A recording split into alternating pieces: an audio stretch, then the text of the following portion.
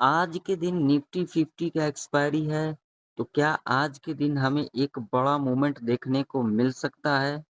क्या निफ्टी 50 के अंदर जो 25,300 का लेवल है, वो हमें टच करता हुआ नज़र आ सकती है? आज के दिन निफ्टी 50 के अंदर ज़ीरो टू हीरो का सेटअप कौन-सा लेवल से बनेगा, किस साइड बनेगा? क्या आज का जो मार्केट है गैप अप खुल सकती है। अगर गैप अप खुलती है तो क्या उस कंडीशन में हमें एक अपसाइड का मूवमेंट देखने को मिलेगा? या तो फिर हमें रिवर्सल देखने को मिलेगा या तो फिर हमें साइडवेज़ के अंदर देखने को मिलेगा। फुल डिटेल में समझेंगे जो आज का मार्केट किस तरीके से बिहेवियर कर सकती है। तो यहाँ पर निफ्टी 50 का चार्ट है आप लोग देख सकते हो और निफ्टी 50 ने जो क्लोजिंग दिया है, वो एक इम्पोर्टेंट लेवल के पास क्लोजिंग दिया है, जो कि लेवल है यहाँ पर 25,047 का, जो कि एक इम्पोर्टेंट लेवल है आप लोग यहाँ पर देख सकते हो।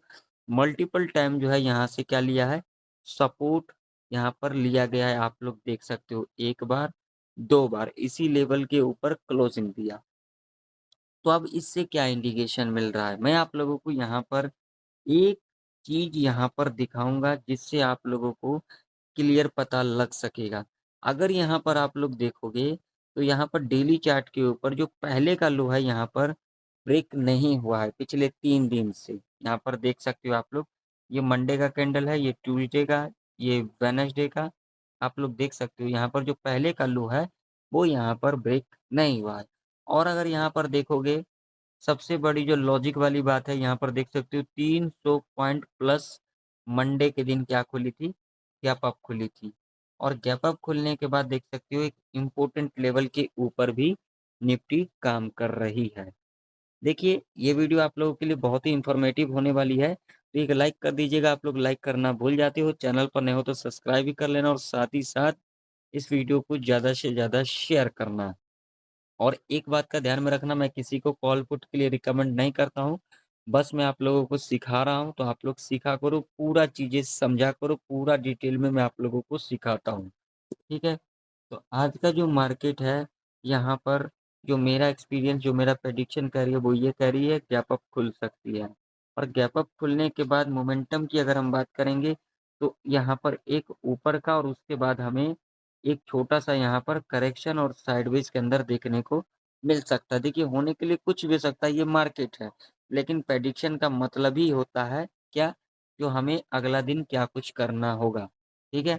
तो चलिए अब 5 मिनट के टाइम फ्रेम के ऊपर देख लेते हैं लेवल कौन-कौन से इम्पोर्टेंट रह सकते हैं आज के दिन कामकाज करने के लिए।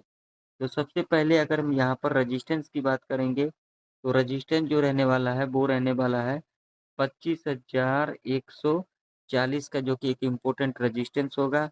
अगर हम सपोर्ट की बात करेंगे तो ये हमारे लिए सपोर्ट के रूप में कामकाज करेगी, जो कि लेवल होगा यहाँ पर 24,982 का, जो कि एक इम्पोर्टेंट सपोर्ट है। यहाँ पर देख सकते हो मल्टीपल टाइम जो है यहाँ से देख सकते हो रेजिस्टेंस और ये सपोर्ट लिया गया है।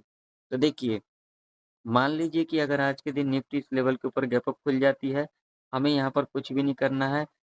15 मिनट के टाइम फ्रेम के ऊपर जो कैंडल बनेगी उसका हाई और लो मार्क कर लेना है। अगर इसके लो के नीचे कैंडल क्लोज करेगी 5 मिनट के टाइम फ्रेम के ऊपर, ये जो 15 मिनट का कैंडल बनेगा, तब हम यहाँ पर पी साइड की तरफ जा सकते हैं। टारगेट कहीं न कहीं क्लोजिंग के आस-पास रह सकता है। ठीक है? अगर यहाँ पर पहला 15 मिनट का जो कैंडल बनती है, अगर इसके ऊपर कैंडल इस तरीके से 5 मिनट के टाइम फ्रेम के ऊपर क्लोज कर जाती है, तब हम यहाँ पर सी साइड की तरफ जा सकते हैं।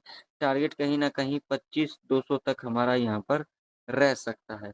दूसरा कंडीशन क्या होगी, ये जो पहला 15 मिनट का कैंडल बनेगा गैप अप खुलने के बाद, तो ये जो लो मार्क करेंगे, अगर लो से अगर यहाँ से सपोर्ट ले लेती है ग्रीन कैंडल के साथ, बस उसके बाद हमें ये जो यहाँ पर जो कैंडल बनेगा 15 मिनट के बाद जो 5 मिनट का कैंडल बनेगा, इसके हाई को मार्क कर लेना है।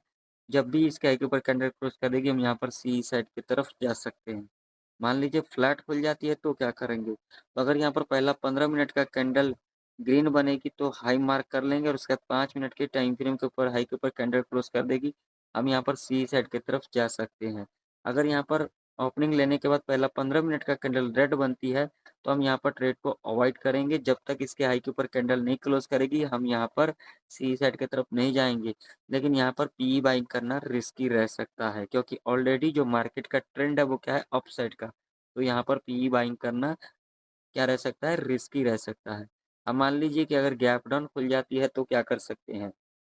अगर गैप डाउन खुल जाती है और पहला 15 मिनट का कैंडल अगर यहाँ पर बुलिश कैंडल बना देती है, हम इसके हाई को मार्क कर लेंगे और उसके बाद 5 मिनट के टाइम फ्रेम के ऊपर इसके हाई के ऊपर कैंडल क्लोज़ कर देगी। हम यहाँ पर सी साइड की तरफ जा सकते हैं। पहला टारगेट कहीं न कहीं क्लोजिंग रह सकता है और दूसरा टारगेट ये वाला लेवल रह सकता है। बात कर लेते हैं ज़ीरो टू हीरो का सेटअप। तो अगर हमें 1 से ढाई के बीच में 25,150 या फिर 25,200 के लेवल पर मिलती है निफ्टी, और जिस साइड भी प्रीमियम हमें 15 से 25 तक दिखाई दे देगी, वहाँ पर हम लोग अपने रिस्क रिवॉर्ड के हिसाब से ज़ीरो टू हीरो का प्लान कर सकते हैं।